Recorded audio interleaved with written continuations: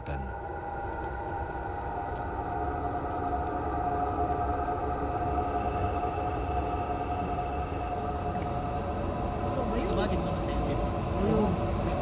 Ito namin mismo na nakita. Hindi kayo ulang yung nakita niyo? Hindi. First week of May, narinig ko yung mainit na balita tungkol sa UFO. So yung mga kasama namin sa media dito sa Capiz, local media, sumama ako sa kanila at pinuntahan namin yung area. Isa sa mga nagkumbinsi kay Christopher na sumama ng gabing yon, ang kaibigan at kasamahan din niya sa media na si Junjun. Minsan na rin daw kasing nakita ni Junjun ang sinasabing kakaibang ilaw sa kalangitan. Sinabihan ako, sabi niya, insan, gusto mong sumama para makita mo talaga na hindi kami nag-iimbento ng mga istorya. Dahil marami na nakakakita daw eh. Ay, gustong-gusto ko makuha kung totoo yun.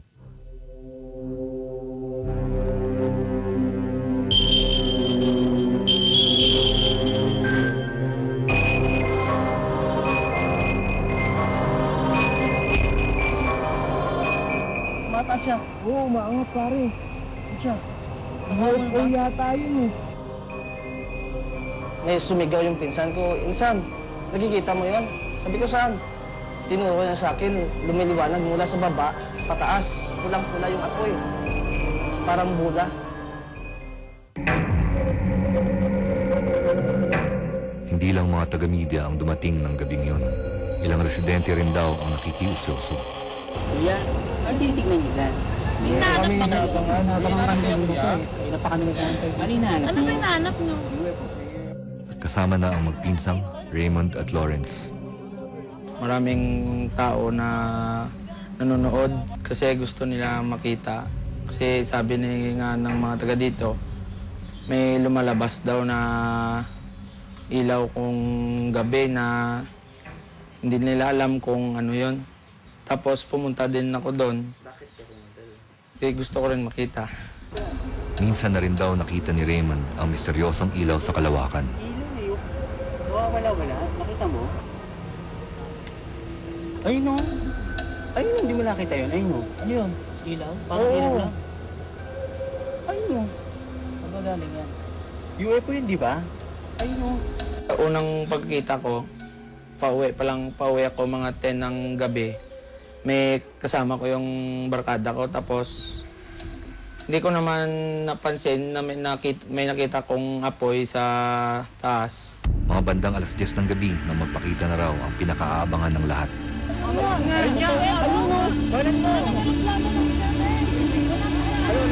Niniwala na kayo ayun. Sabi ko, ayun na, lumalabas na. Ayun, kasi yung mga tao, yung iba nagpanic, parang kinakabahan. Yung iba, excited.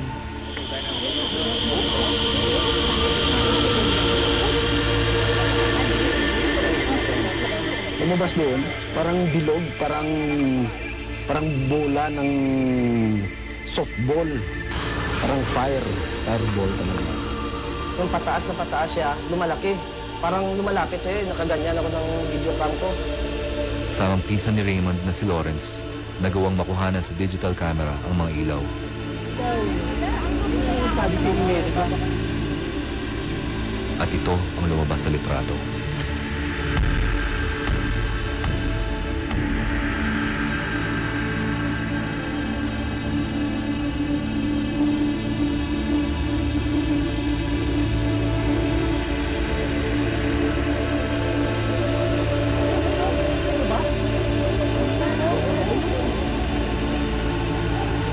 After 1 hour siguro, another one appeared. Pareho sila oh. Pare-pareho lang. Parehas lang sila. Baka dalawa sila. Lumikot lang yan. Ikaw marami sila? Yung residente dito nagsabi na minsan sumasalubong yung dalawang bilog. Inaabangan namin at lumabas din. Totoo yung sinabi niya na merong lumabas dito sa west at dito sa east. Parang nagkasalubong yung dalawang bilog. After na malapit na sila, nawala. Yung nagkasalubong na sila, nawala yun. Sabi ko doon ako na-convince na talaga, UFO talaga to.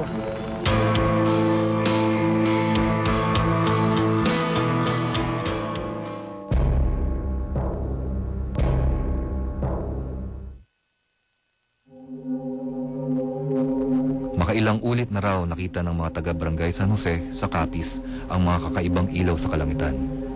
Hinanap namin ang isa pang eyewitness na di umano'y may close encounter sa mga ito.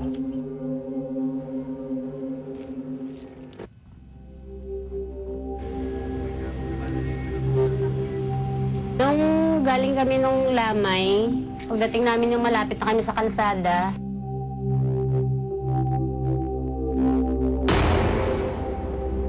lumiwanag yung yung langit. Ibang klaseng liwanag siya, yung nakikita mo kahit sa mga damo sa ilalim, kahit na malayo na siya. Sabi ko, baka ngayon na siguro ang katapusan ng mundo. Sa may di kalayuan, may napansin daw silang kakaibang ilaw. Yung parang electric pan siya na ikot siya ng ikot, tapos nagsasabog siya ng iba-ibang liwanag. Ugong siya, parang electric pan na masira na electric pan. Hindi siya umabot ng 1 minuto kasi nawala din siya parang nagpula na rin siya lahat-lahat ng kulay niya. Pinalarawan namin kay Jacqueline ang nakita niyang bagay na di umano'y nagsasabog ng iba't ibang liwanag. Palaisipan din sa amin, sabi ko gano'n, ano kaya yun? Sabi ko, hindi ko maipaliwanag. Ayon sa UFO expert o ufologist na si Tony Israel, hindi lang daw sa Capiz nagkaroon ng mga report ng UFO sightings sa ating bansa. Maniniwala ka bang as early as 1948 ay nagsimula nang magpakita ang mga UFOs dito sa ating bansa? Isa sa mga significant na UFO sighting or landings ay ang naganap sa Tacloban, Leyte. Naganap sa Leyte na nasaksihan ng mga bata na itong UFO ay bumaba at mayroong naglabasang mga aliens na ating sabihin. Ayon pa kay Tony, hanggang ngayon wala pa rin daw makapagsabi kung saan sila galing o ano ang pakay nila sa atin.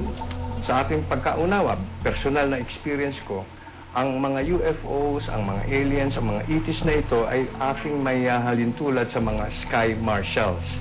Yan ay nagbabantay sa ating himpapawid. Although, wala tayong kakayahan na sila ay mamataan sa pang-araw-araw nating galaw. Pero nandiyan lamang yung mga yan at patuloy silang nagpapatrolya sa himpapawid. Kung paniniwalaan natin na ang mga UFO at extraterrestrials ay totoong nag-exist at nakarating na nga rito sa ating planeta, bakit nga ba hindi natin sila lagi nakikita? What if kung ang isang UFO o ang isang alien ay makikita lamang, mahuhuli lamang sa particular na FPS o frames per second at wala tayong kakayahan, hindi natin talaga sila makikita. Pero kung i-reduce nila o i-increase nila ang vibrational rate, posibleng makita natin sila. Para kay Tony, naniniwala siyang UFO raw ang nakita sa Capiz. Dahil dun sa kulay niya na scarlet red, na hindi kayang i-produce ng isang eroplano, na hindi kayang i-produce ng isang weather balloon, na hindi rin kayang i-produce ng isang festival lantern.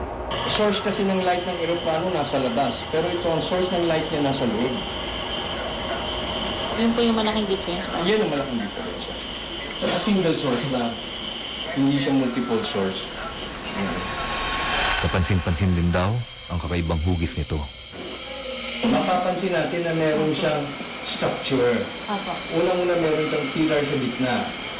And then dito, may mga orbital shape na parang mga cylindrical shape na dito sa gilid. Tila mga pakpak. At yung ilaw, hindi na masasabi natin hindi nanggagaling sa outer structure niya, kundi nasa inner structure. No? So, sa kabuuan, ang ilaw niya nandoon nanggagaling sa loob at hindi doon sa labas. Pagsapit ng dilim, muling binalikan ng Misteryo Team ang lugar kung saan di umano'y nagpapakita ang misteryosong ilaw.